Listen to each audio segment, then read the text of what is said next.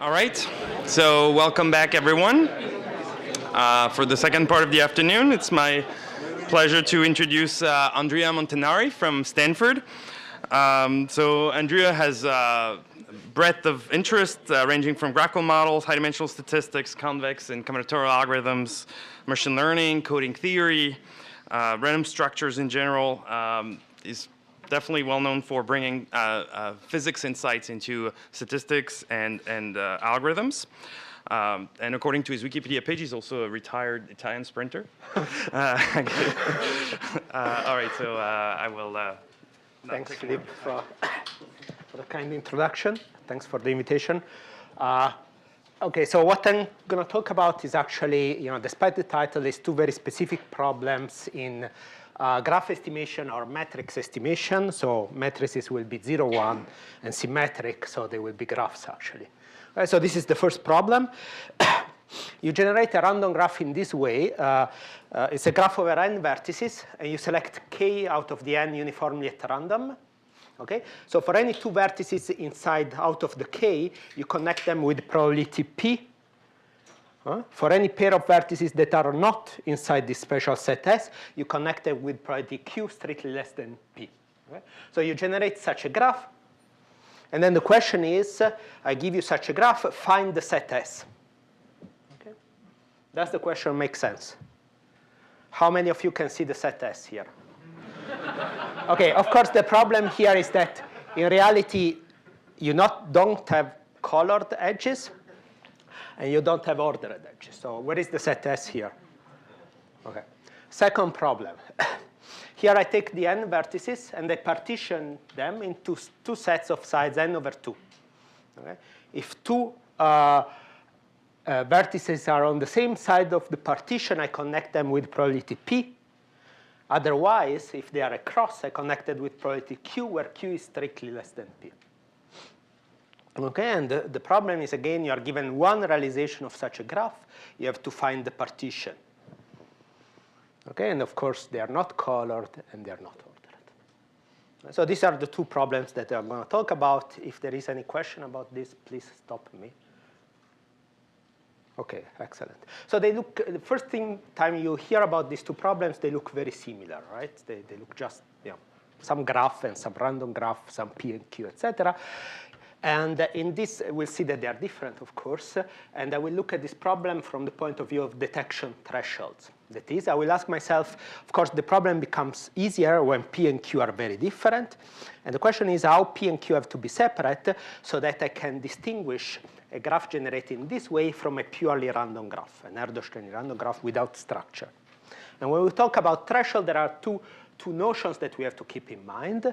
And one, I will call it the information theory threshold, but it's also what classical statistics is about. And the question is there any algorithm that does distinguish between such a special graph with such a special structure and a purely random graph? And then there is a computational question that is kind of more stringent and asks you, is there a polynomial time algorithm? Is there an efficient algorithm that detects such a structure? And this is the executive summary about these two problems. So after this, you can go away or fall asleep. And the summary is the following. If you look at the hidden partition model, there exists an information theory threshold. That is that the separation between p and q divided by the square root of the sum basically has to be larger than 1 over square root of n. Above this threshold, it's possible to separate the two distributions with high probability. And there is a matching, computationally efficient method. There is a polynomial time algorithm that achieves this. And here I'm a little bit, hiding some technical details, but this is basically it. In the second problem that I call the hidden subgraph over the hidden clique, I'll take actually p equal 1 and q equal 1/2 for simplicity. So the subset, highly connected subset, has all the edges. It's actually a clique. So I don't have parameter. My only parameters are k and n here. And here the problem becomes easier when k is large. And statistically, it's a simple, or information theoretically, there is a simple bound that you can do. And you can show that there exists an algorithm that does it if k is bigger than, there should be a 2 here, basically a constant times log n. Sorry, question. Yeah. Is it assumed that k is given? Yeah. It's not a big deal because you can search over k. Once you find it, there are at most, n values of k, right? And on the other hand, if you ask yourself, is there an efficient algorithm that does it, situation is much worse. You need k to be exponentially larger than the threshold, namely to be at least square root of n. Okay? You need it in the sense that we know of algorithms that achieve this, and we don't know of anything better than this, despite significant amount of work. Right, so this is, this slide summarizes really a long list of papers. This is a subset of those papers for the hidden clique work that started in the theoretical CS community, and this is a subset of papers from the hidden clique, the hidden partition model. And the big picture that emerges from this paper, or is the following: is that we have many good tools to get information theory threshold or statistical threshold to understand when it is possible for any algorithm. But we don't have many tools or no good or general tools for getting computational threshold, in particular for getting lower bounds. If these two were the same, if we were always able to find polynomial time algorithms that achieve optimal information theory bounds, this would not be a big deal. But the second example is an example in which the computational constraint is much stronger than the statistical constraint. Okay? So it's important to, I think it's an important direction to try to develop tools to get computational lower bound. And this talk, I will explain a little bit of a generic tool that I think is very interesting. So this is the plan, and okay, I'll try to get through all of this, and I want to make a discussion. So I'll talk about the two problems, and the common tool will be this that is called the SOS hierarchy. And first I'll talk about the hidden partition and then the hidden clique. And the disclaimer about this, when deciding about this talk, I had a little bit of hesitation because talking about computation and randomness at MIT is a little bit like bringing coals to Newcastle. Newcastle is a place where there used to be a lot of coal. No, this is an unintentional. It's actually an unintentional joke. But okay, on the positive side, I told myself this is a way to indicate possible synergies in which MIT can have a huge impact. Okay, so the general approach. So what is the problem? How do you prove hardness? In general, you prove it by reduction. This runs in serious problems where, with statistical problems like the ones we are interested in, for two broad reasons. One, there is no good prototype like satisfiability that you can reduce from. Worst case complexity, you reduce from satisfiability, and this is complete. There is no such a prototype for distribution of problems. And then, probabilistic models are fragile to reduction, are very sensitive to reductions. Right? That said, there are notable exceptions. One is by Philippe and co-workers, in which people constructed very carefully, very interesting reduction among statistical problems. So there is another approach that is analyze a specific class of algorithms, and there is one specific class of algorithms, of meta-algorithms, that are semi-definite programming hierarchies, and prove that these do not work. Okay? So these are classes of algorithms that are so strong that if you prove that they don't work, even theoretical computer scientists will care about it. Okay? So this is not that new approach dates back in some sense to work by Uri Feige and co-workers in the early 2000s, but there has been a flourishing of this starting from the late 2000s, and in part from people that are, like Ankur and Boaz Barak that are around here. And there is in particular one specific such hierarchy that plays a special role because it's more powerful than others and more interesting than the other, that is sum of squares. Okay? So for those of you who don't know about it, I'll describe special examples of this. And you can think of it as a black box that works as this. For any specific such problem, you feed in a graph G and an integer D, and this outputs a number. It's a solution of a certain optimization problem. And the important thing is that for any D, fixed D, this number can be computed in polynomial time. Okay, and we will I will describe specific examples of this instead of describing it in general. And this dates back, what was really exploded after these papers by Lasserre and by Pablo in 2000 and appeared in some form in the literature before. Okay. Okay, so this is the problem again, the hidden partition. I have two sets of size n over 2 probability P and Q. And I want to understand it. And I will look at it as an hypothesis testing problem for simplicity. That is, I have two graph distribution. Under the null model, any edge is present with the same probability. Under the alternative, edges that are within the same set appear with some probability and they cross with another. Okay? So notice that here I changed from P and Q to A over n and B over n. Okay? That is, I'm looking at A and B as constants, and the probabilities that goes to 0. This corresponds to my graph to have bounded average degree. Right? So this is the random graph that is very sparse. The average degree of each vertex is of order 1. Why I'm doing this? Well, there can be some empirical justification for this, but I'm doing this because this seems to be the most interesting and most difficult mathematical problem. Right? So I want to see whether this SDP hierarchy is powerful in the most difficult case.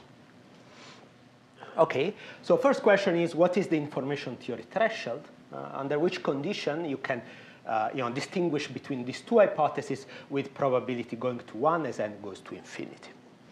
And this was, okay, there is many earlier result, but was settled by Elkanan, Mossel, Joe Niemann, and Alaslide that proved that there exists a test that succeeds with high probability provided this ratio. So this is kind of the difference between the two edge probability and the mean is bigger than 1.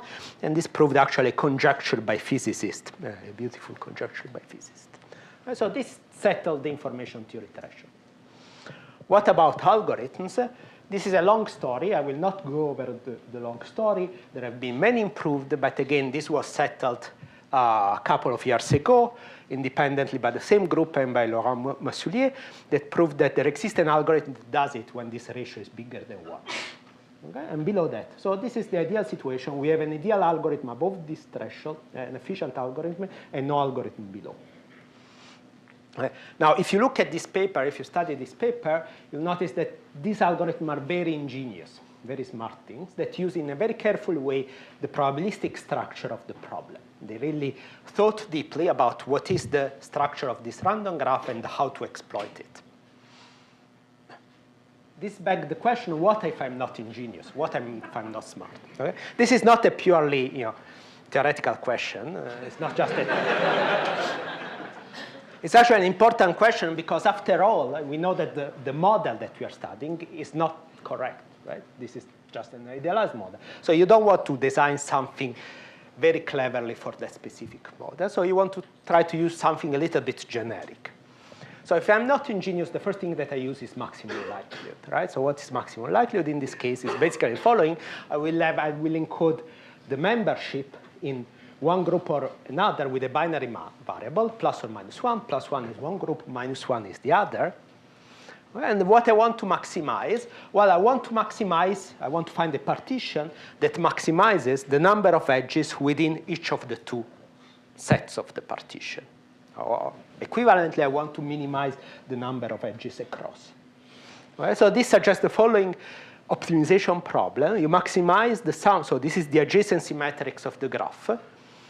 The sum of the edges that are within, between members of the same group. Subject to, well, xi has to be plus or minus 1. And the sum of xi 0 means that the partition must be an equivalent balanced. Okay? So this is basically maximum likelihood. It's the mean bisection problem. Okay, so if you do a little algebra, you can rewrite this way, like a quadratic form in xi xj, right? Because this counts plus 1 every time xi and xj are in the same group. Okay, so you have a quadratic form. Okay, now this I don't want to work with this constraint, so I want to replace it by a Lagrangian constraint. So add it to the objective with a coefficient.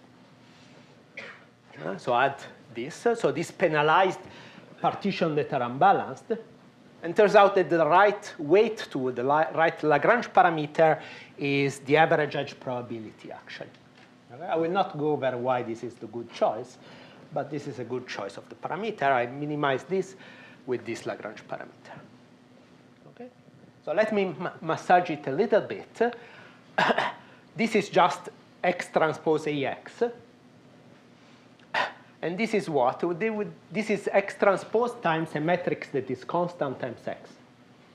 If you do the calculation, this is the same as the expectation of the matrix under the null model. If you look at the expectation of the matrix under the null model, where H edge is the same probability, this is a matrix that has all the entries equal to gamma over n. Okay, so my problem is equivalent to maximize A minus its expectation times XX transpose. This is the usual scalar product between matrices, trace of A, B transpose, subject to, well, X being an n-dimensional binary vector. So far I didn't do anything. I wrote down what maximum likelihood looks like in matrix notation. This is just undergraduate. Okay, the problem with this is, of course, it's NP-hard. Would work very well if you could solve it.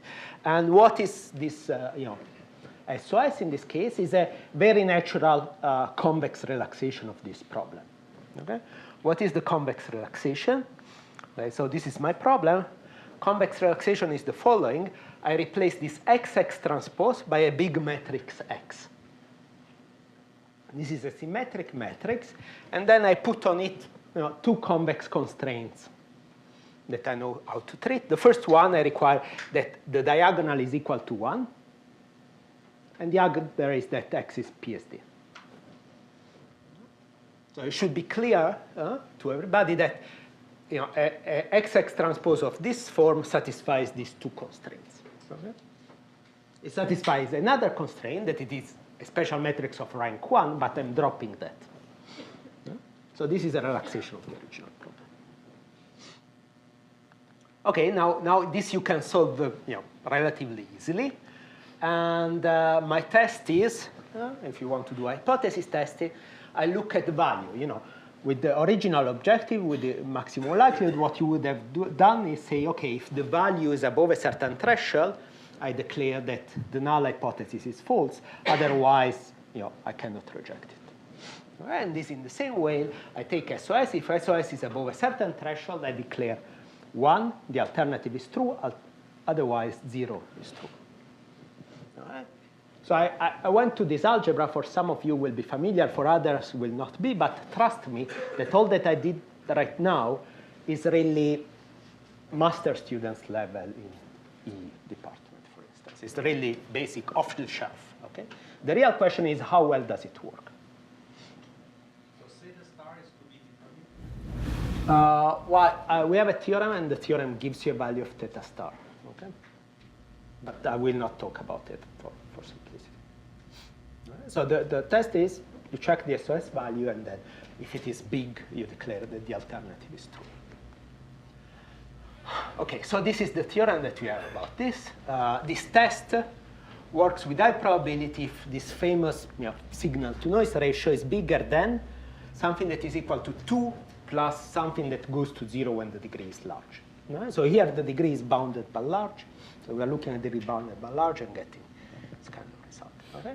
So roughly this is saying that this test, this off-the-shelf test, is suboptimal at most by a factor that is roughly 2. I have a conjecture about a GOE random matrices under which I could move the 2 to 1. You can ask me offline about this conjecture. There is a result similar by Guédon and Vershinin that proves it with a constant which is a bit worse. And there is the same SDP was studied by other authors, but in a different regime. So that's asymptotically negative. Yeah, with high probability, I mean as n goes to infinity. So here, I mean that there exists a function of a plus b that goes to 0 such that blah, blah, blah. Okay, I like a lot this result, and I like even more how the algorithm works, because if you do simulation, this is for a plus b, average degree 10. This is the real information theoretic threshold, And this is basically, the reconstruction accuracy. So bigger than 0 means that you are reconstructing OK. In particular, you are testing with high probability. So this seems to, for large n, this converges to a curve that is positive above the information theoretic threshold. So it seems that the correct number is essentially 1. Okay? Hopefully, we'll be able to prove it soon. Okay, so I want perhaps to take 2 minutes to open as parentheses, because there is a more technical parenthesis than the rest of the talk. That there is a result hidden in this result that is actually the part that I like the most, and is a sharp characterization of this SOS program for the null model. Right? So this is the pure Erdős-Rényi random graph with bounded average degree. Okay, so it's the Erdős-Rényi random graph with n vertices and edge probability gamma over n. Okay, so this is the null. And to put in context this result, let me talk for a moment about something that is worse than SOS, than SDP, that is the spectral relaxation.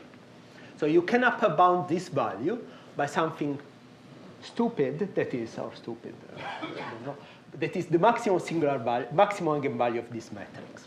If you replace the condition that the entries on the diagonal are all 1, and you only require that the trace is n, you get this value.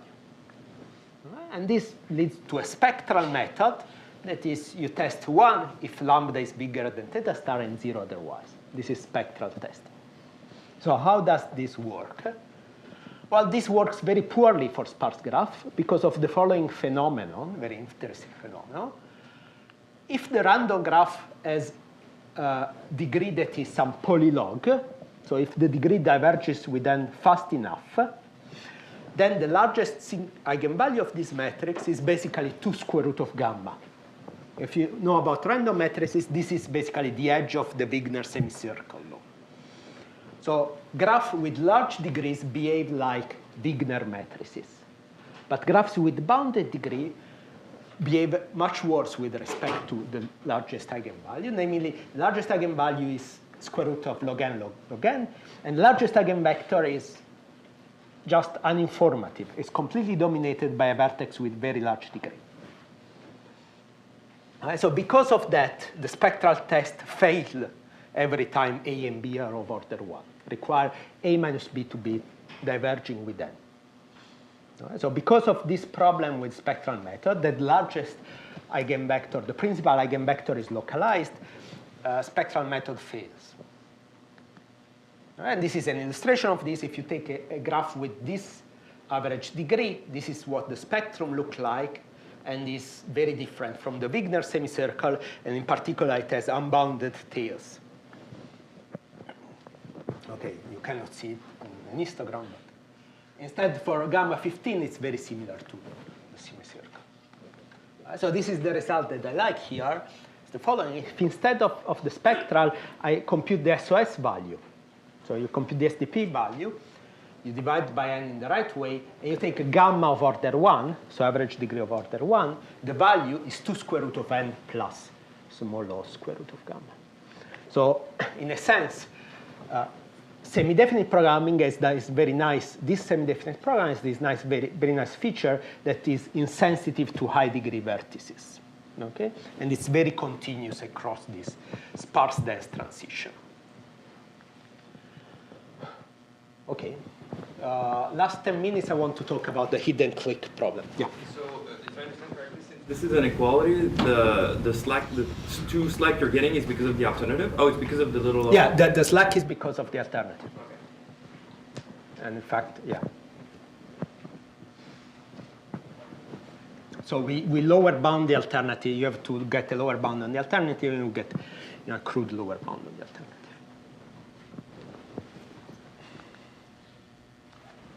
Okay, so hidden clique now. Now you have, instead of partitioning in sets of sides n over 2, you have one set of sides k much smaller than n, and the rest is with lower probability. Okay, and we have two hypotheses. Under H0, every edge is present with probability 1/2, and under H1, there is a set k such that for any pair that is in the set S, the edge probability is 1 and is 1/2 otherwise. So you have a very dense, completely connected clique that is, put inside the huge random graph, Erdős-Rényi random graph. Okay, so information theoretically, this really, okay, I don't know precisely what to cite, but the size of the largest clique in a GNP random graph was computed by Grimmett. Is a second moment calculation, and it's 2 log 2n. So this implies that there exists a test that succeeds with high probability as soon as k is larger than 2 log n. So if you take a pure Erdős-Rényi random graph with edge probability 1/2, then the largest clique is extremely small. It's logarithmic. As soon as you plant a clique that is bigger than logarithmic, you will see it just by doing exhaustive search.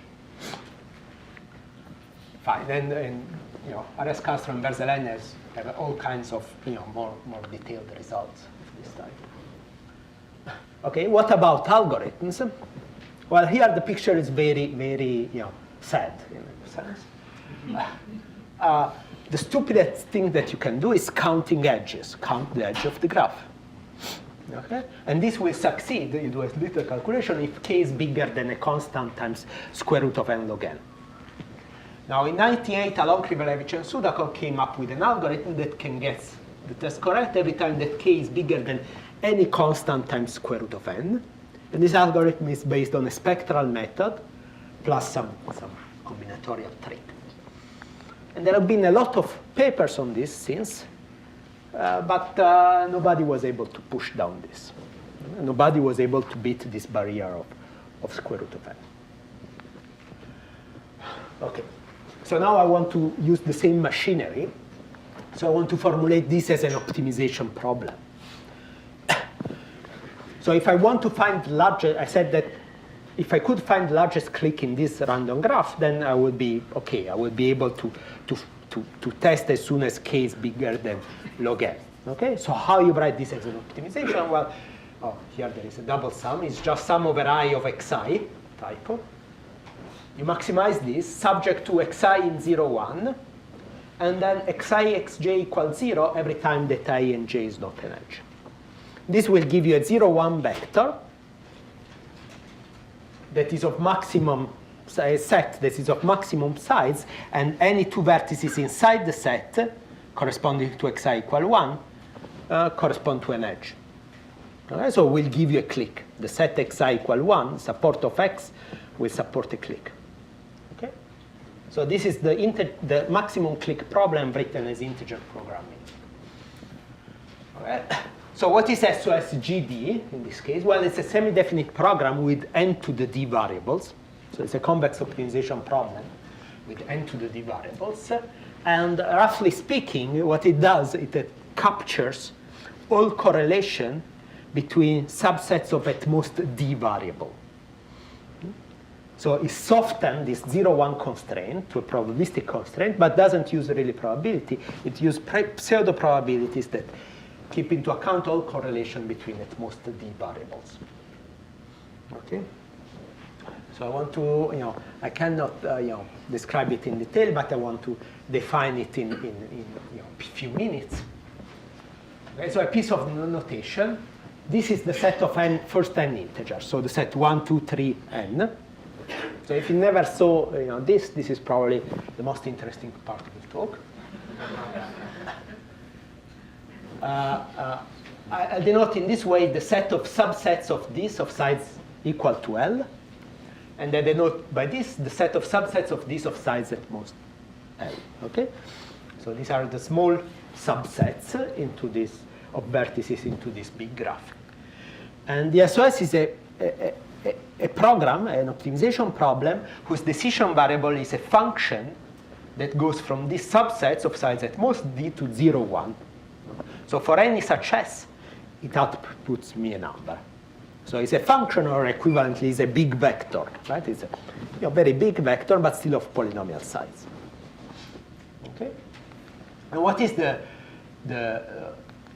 okay, first thing, what is it's useful to think of what is the interpretation before defining. The interpretation of this number is this x of s is in some sense the probability that s is inside the clique. For instance, if S is a singleton, is only one vertex, this will give you a variable between 0, 1 that tells you somehow how much you believe that I is in the clique. Now, this is in quote marks because it's not actually a probability. It's a function that satisfies the axioms of probability every time they involve moments of size at most d. Out of it, you compute a moment matrix, and this is a matrix of these sides. So it's indexed by subsets, and its entry S1, S2 is x of S1, S2. So in some sense, it's the probability that S1 is in the clique. OK, this is a typo. S2 is in the clique. OK, now this is the problem that you want to relax. And this is the SOS relaxation. And it makes perfect sense if you think of the interpretation. This is what? This is, in the interpretation, is the expected number of vertices that are in the clique. This is what you want to maximize. And you maximize it subject to, while the probability that empty set is, the expectation of empty set is 1, of course. The moment matrix is a positive semi-definite, because moment matrices are PSD.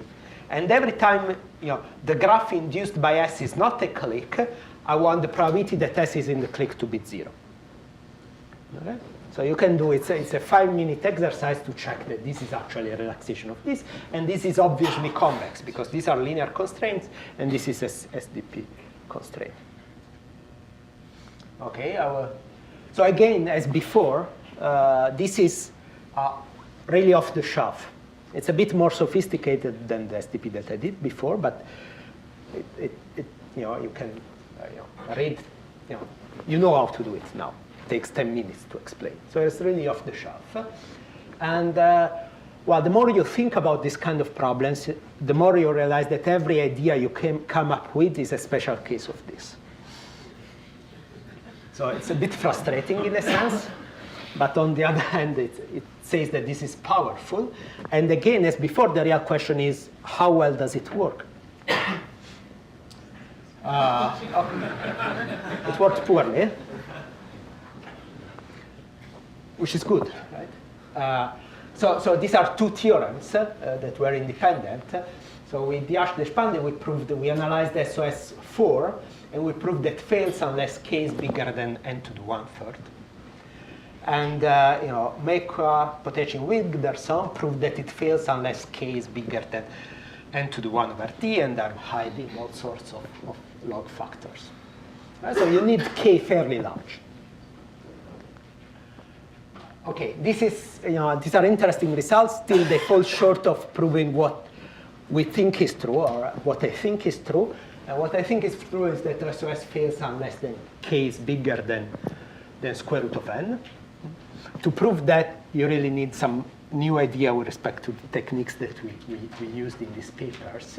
There was an earlier paper by Meka and Wigderson that proved essentially the result, but it's a beautiful paper that got me interested into these methods, but had a bug, unfortunately. And as you see, this is a problem that is remarkably less understood than the hidden partition model. The hidden partition, we know a lot. And OK, this is an interesting question. And another interesting question is, can we find linear time algorithms?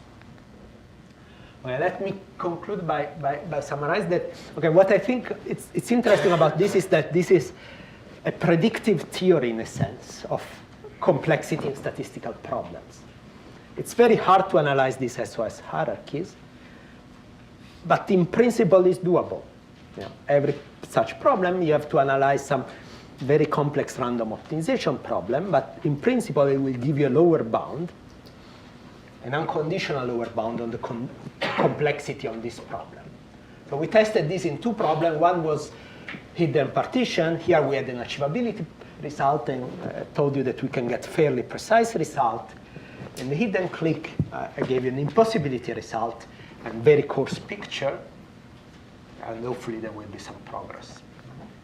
That's all. Thanks.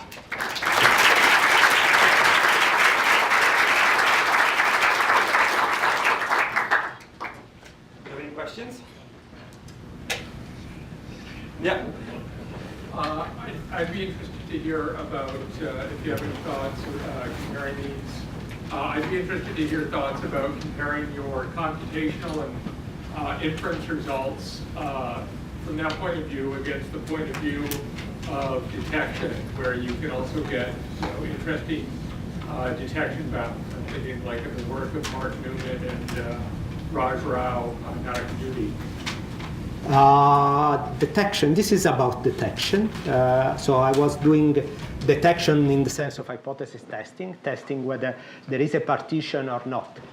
The other question, the next question is getting estimation bound. So using SCIs to get estimation bound. Let's say work in progress, but you can do it. You can do it quite clearly. Now, other people looked at spectral methods, but in some cases, we know that, for instance, SDP are more powerful than. Okay, for instance, this is an interesting observation. If you take the following problem, XX transposals plus Gaussian noise, you can do it by spectral method, by PCA. The estimation error goes to 0 polynomially in the signal-to-noise ratio. It seems, probably we can prove it, that the SDP error goes down exponentially instead of the signal-to-noise ratio. So even in that respect, there are things to be gained.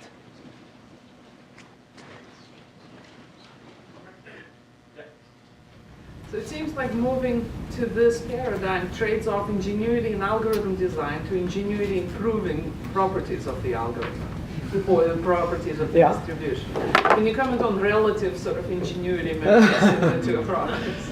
Well, More interestingly, I don't know because I don't have a large enough sample size, but.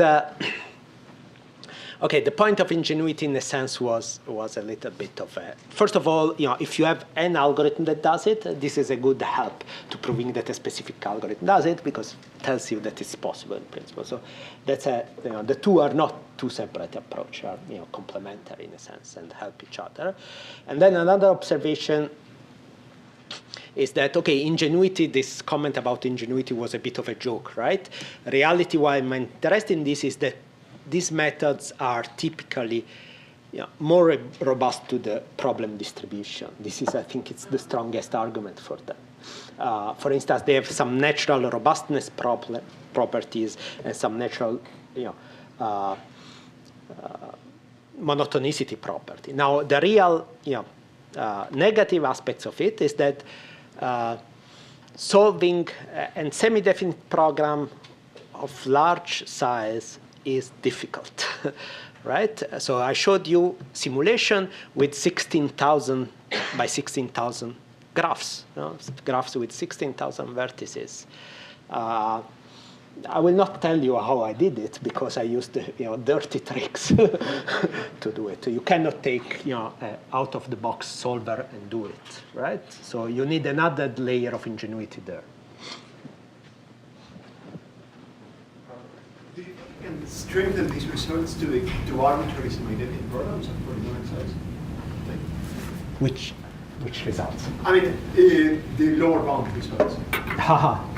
The lower bound on any semi-definite program of polynomial size cannot do this. Rather than these specific ones. Excellent question. I don't know. Yeah, it would be fantastic to do it. Of course, it's a fantastic question. I don't know. I have a very naive question because I don't know much about this, but your relaxation, can you make a probabilistic model that sort of corresponds to this relaxation being the maximum likelihood of this probabilistic model, or is there no connection with something like that? Good question. I've never thought of it. I don't think so. I mean, okay, would be an estimation problem or an estimation problem in a very strange space because it's the space of these matrices that is moment matrices that are PSD, etc. So I don't know if there is. I mean, in some sense you can define it as it is, but I don't think that it has a natural interpretation. Now there is this natural probabilistic interpretation as this quote-unquote P that it's called pseudo-probability.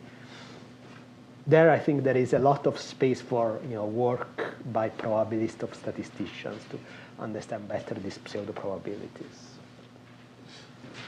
All right, so let's thank Andrea again.